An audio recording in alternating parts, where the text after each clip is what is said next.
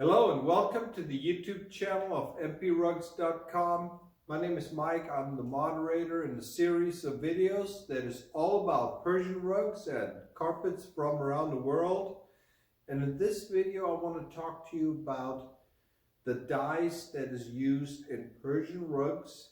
This is something I've been getting a lot of questions about, whether they are pure vegetable dyes or whether they are the commercial dyes that have basically become the norm, especially in the last 40-50 years. And I thought I'd give you a little bit of insights and also give you a couple of quick examples. We have, I chose a couple of Tabriz rugs and a few pure silk Gom rugs, so you get a little bit of a feel for the difference in pure vegetable dye silk rugs versus the newer pieces that are basically made with a mix of pure vegetable as well as commercial dyes. And the same thing with the wool and silk rugs. There's a lot of misinformation that's out there. Basically what I can tell you is that if you are looking at buying a Persian rug and you're looking at buying a rug that is less than 40 years old, chances are you're going to be buying a rug that is made of a mixture of commercial dyes and or vegetable dyes. It is extremely rare, especially with the less expensive rugs, that you will get pure vegetable dyes. There's a lot of commercial dyes out there. There's also a lot of ways that nowadays carpets are made, especially in India and Pakistan. They are made to look like they're vegetable dyes, but they're really not. And generally speaking, and this is my own personal opinion, it's really not a big deal. I'm going to tell you, for example, I'm going to show you examples. I'm not a huge fan of the pure vegetable dyes, simply because they age differently. And I'm going to show it to you with examples here, how the rugs as they age, the patina looks different. That's one. The other thing is with the pure vegetable dyes, you don't have the selection of colors. It's really hard to mix certain colors to produce the Persian rugs. Popular example, for example, we have in the corner in the floor there, we have the gumbat design, the dome shape pattern. You really don't find certain designs and certain colors in old rugs. And one of the reasons is, in the old days with the pure vegetable dyes, you always had the risk of running colors. They would basically make the wool with the dye. It would just, the dye would be added to the wool. It would be soaked. It would then be washed and dried. Then they would weave the rug. Well, after the rug is woven, it is taken off the board, and then it is generally basically shaved. They gotta trim all the excess wool. Then it is washed. Well, in the old days, pure vegetable dyes, you had the chances of the bleeding colors, especially anything involving the reds. The red color is notorious, pretty much the same as what we have at home.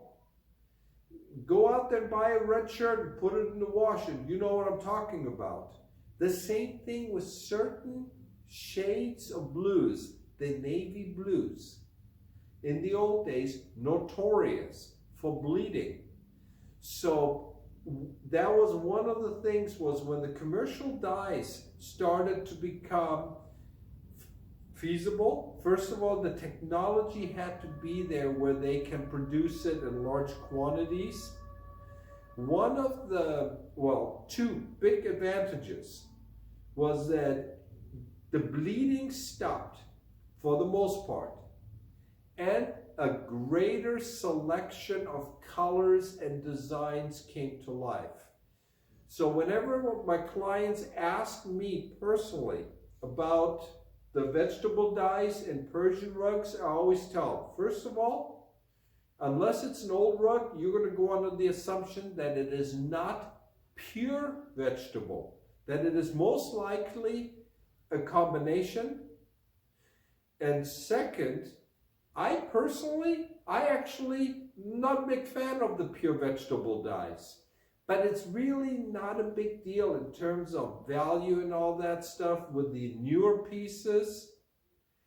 And so, but because I get the large number of emails, and this is something a lot of my clients are asking about, I thought I'm going to specifically cover the topic. So now I'm going to do as I always do. I'm going to get behind the camera. Again, we have a couple of examples of Tabriz rugs and the pure silk Gome rugs. Figured that will give you some idea for what to expect. So I'm going to show you the difference between the dyes and everything. So I'm going to see you again here in just a little bit. So here I'm back again behind the camera as always. And first of all, I need to apologize for the warehouse. As always, this video is being taken on a Monday. And being in the wholesale business, we always have clients over the weekends. They contact us, they need us to get carpets. And so it's typically by Monday afternoon, we end up with a big mess in the warehouse. So just wanted to apologize for that. But to basically get started here, I have a couple of, to show you a couple of examples of what I mean with pure vegetable dyes and the commercial dyes. Here we have a pure silk Gome rug. This is about 60 years old. This is the older days. This is pure vegetable dye. On the ground you have two newer pieces, pure silk.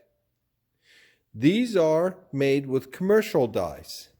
Then over here on the left, you have the Tabriz rugs. I just grabbed a couple.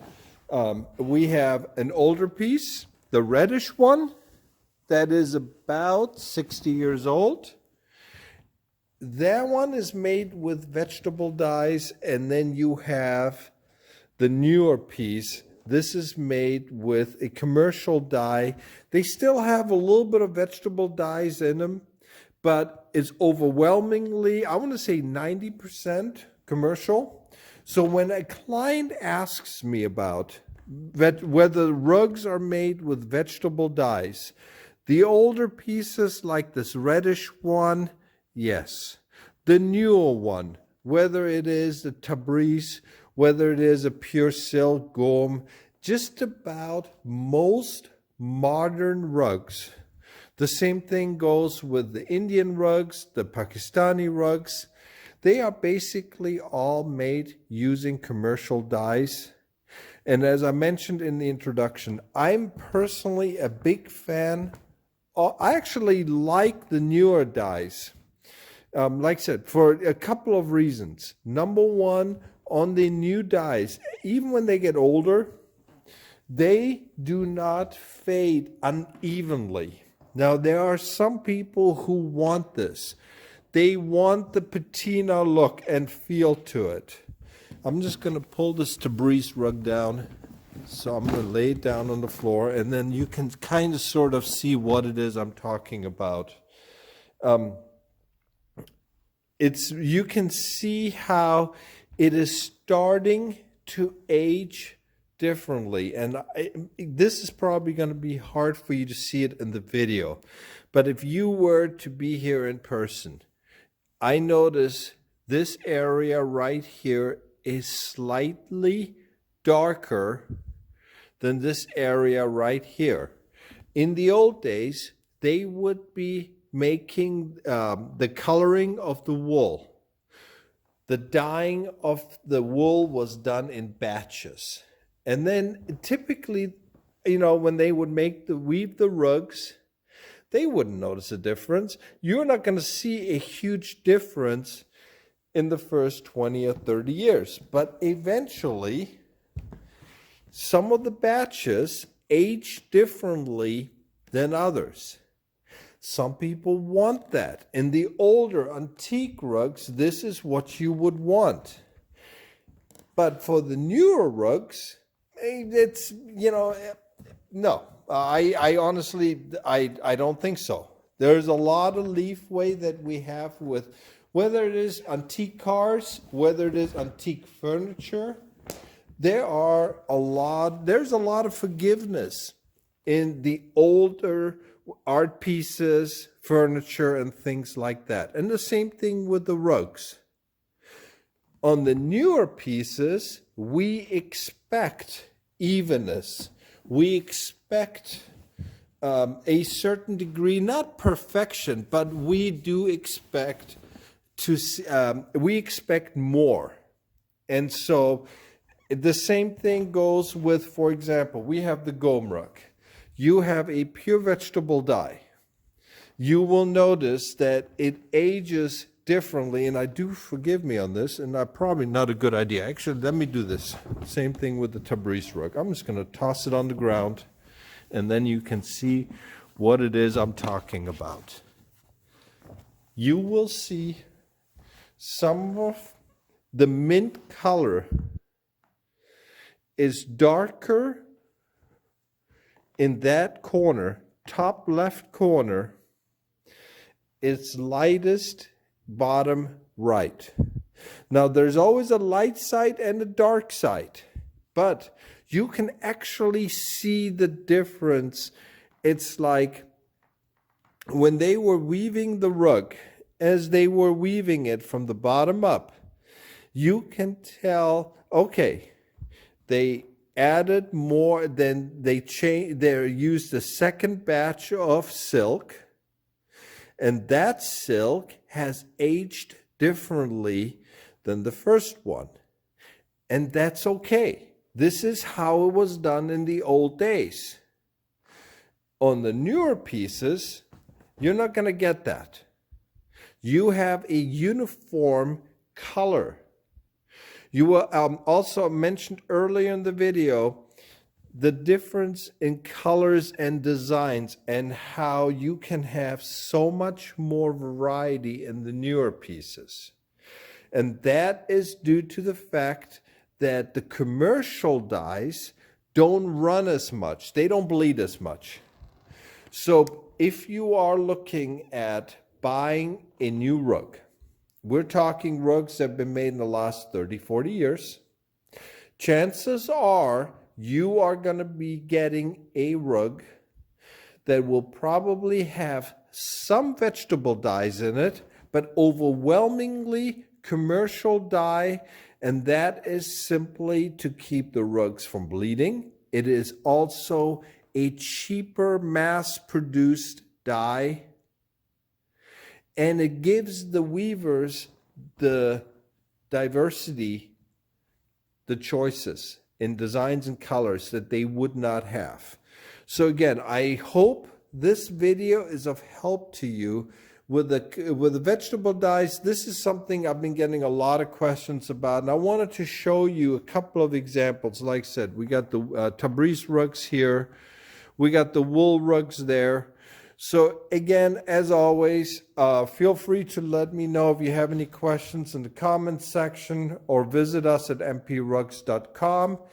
If you like to, if you're into Persian rugs, feel free to subscribe to our channel, as we are growing, and we're going to continue to bring you videos that is all about Persian rugs. And like I said, feel free to visit us at mprugs.com if you like. Best wishes from all of us, and we'll be seeing you again soon with our next video. Take care. Bye-bye.